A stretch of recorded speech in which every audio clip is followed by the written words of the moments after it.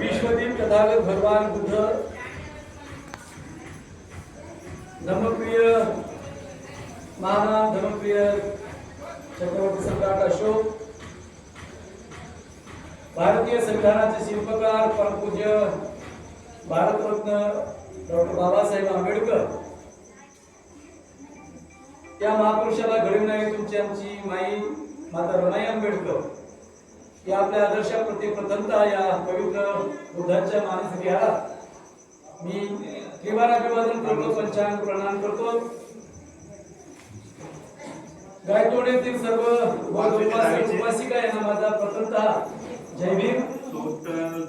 भारतीय बौद्ध महासभेचे अध्यक्ष दिलीपजी नवसागरे जी, माझ्यासोबत आलेले चंद्रकांत भोळे सर, तुकारामजी गायकवाड सर, मिलिंद चौरे सर, आपण सर्व गावकरी बंधू आणि भगिनी, उद्या म्हणजे 2 दिवसाच्या नंतर आपण विषयाला सुरुवात करत आहोत। शुक्रवारी ठीक 11 वाजता हातगाव शहरामध्ये अनुसूचित जाती उपवर्गीकरणाच्या विरोधात आपण एक जनाक्रोश विराट स्वरूपाचा मोर्चा आयोजित केलेला आहे। आपल्या तालुक्याच्या प्रत्येक गावापर्यंत आम्ही 4 टीम तयार केल्यात आणि त्या 4 टीमला वेगवेगळ्या गावामध्ये पाठवत आहोत। वामनदादा कर्डक म्हणाले होते, वादळ वारा पाऊस धारा मुली नामा शिवे, आम्ही तुफानातले दिले, आम्ही तुफानातले दिले। आम्ही बाबासाहेबांची रमाईची लेकरं आहोत। त्या बाबासाहेबांनी तुमच्या आमच्यासाठी आरक्षण दिलं, कायद्यानं संरक्षण दिलं, शिक्षण दिलं, त्याचं संरक्षण केलं। त्या संविधानामध्ये बाबासाहेबांनी 1100 जातीला आरक्षण दिलेलं आहे, अनुसूचित जातीला 550 आदिवासी जातीला दिलेला आहे संपूर्ण देशामध्ये।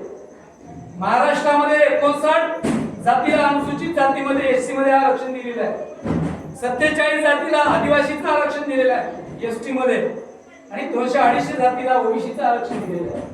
या देशातल्या महाराष्ट्रातल्या सगळ्या जाती जमातीला, बहुजन समाजाला, आदिवासी समाजाला, एसटी समाजाला बाबासाहेबांनी आरक्षण दिलं, बाबासाहेबांनी संरक्षण दिलं आणि ज्या बाबासाहेबांच्या प्रत्येक शब्दावर आपला जीव दान करतो, आपला जीव देतो, त्या बाबासाहेबांच्या लेकरांचं आरक्षण काढण्याचं कटकारस्थान या भारतीय जनता पक्षाच्या सरकारनं केलेलं आहे।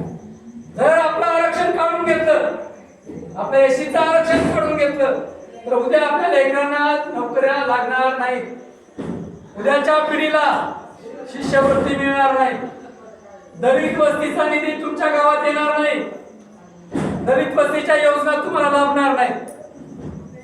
एखादं सरकारचं धोरण असेल, ते धोरण म्हणजे पुढे भविष्यात तुमचं आमचं मरण ठरणार आहे आणि म्हणून या सरकारच्या विरोधात, देवेंद्र फडणवीस सरकारच्या विरोधात महाराष्ट्रामध्ये संपूर्ण जिल्ह्यामध्ये, संपूर्ण तालुक्यामध्ये आरक्षण उपवर्गीकरणाला विरोध होत आहे आणि या विरोधाचं नेतृत्व बाबासाहेब आंबेडकरांचे तुम्ही आम्ही अनुयायी करत आहोत।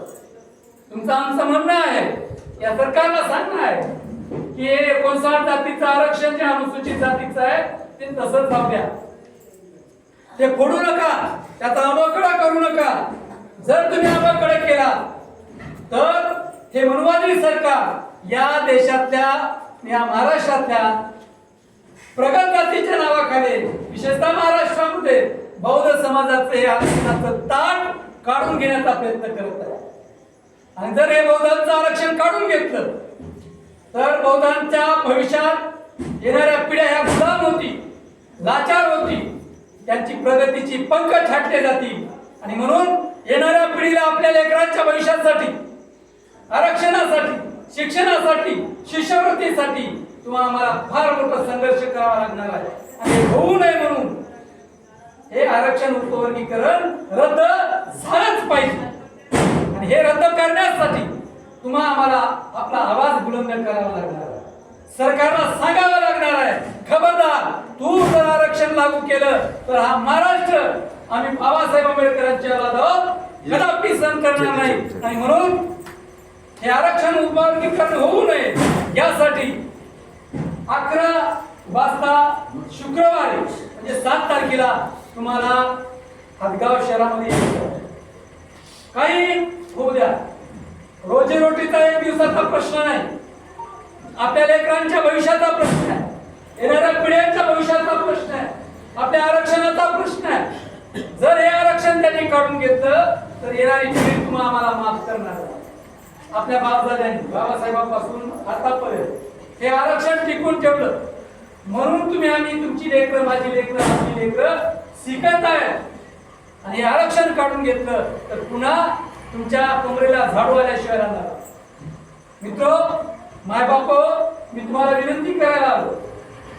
आम्ही सगळ्या गावामध्ये पोहोचतो. आता तुम्हाला माहित आहे 8 वाजले, 8 वाजून 10 मिनिटं झाले. आम्ही गायतोंड मध्ये आहोत, पुढे आम्हाला मराठ्याला जायचं. तुम्हाला नम्र विनंती करत आहोत की उद्या परवाला म्हणजे शुक्रवारी 11 वाजता विशेषतः माता भगिनीला माझी विनंती आहे, तुम्ही तुमच्या गावातून मिळेल त्या साधनाने, मिळेल त्या वाहनाने, मिळेल ते वाहन तयार करून आपल्या कष्टाच्या एक पैशाची वर्गणी करून जमलं तर उद्याच्या मोर्चामध्ये या. घराला कुलूप लागलं तरी चालेल एक दिवस, पण आपल्या लेकरा बाळाचं भविष्य आपल्याला कायम ठेवायचं आहे हे आवाहन करण्यासाठी इथं आलो. बाबासाहेबांनी तुम्हाला मला सांगितलं, शिका, संघटित व्हा, संघर्ष करा. पण हे सरकार आपल्याला शिकू द्यायचं नाही, त्याला आपल्याला आराणी ठेवायचं आहे, आपल्याला संघटित राहू द्यायचं नाही, आपल्या जातीच्या नावाखाली विभाजन करायचं आहे, संघर्षाची चळवळ त्याला तोडून टाकायचीच आहे. पण आपण बाबासाहेबांची औलाद आहोत, रमाईची लेकरं आहोत. बाबासाहेब आंबेडकरांचा आदेश आहे, शिक्षण हे वाघिणीचं दूध आहे आणि जो हे भाषण करतो तो अन्यायाविरुद्ध गुरगुरल्याशिवाय राहत नाही. या सरकारच्या विरोधात वाघ डरकाळी फोडण्यासाठी, या सरकारच्या विरोधात आपला आवाज बुलंद करण्यासाठी शुक्रवारी 11 वाजता मिळेल त्या वाहनाने तुम्ही याल ही आपल्याकडून अपेक्षा व्यक्त करतो. आपली रजा घेतो. आपल्याला एक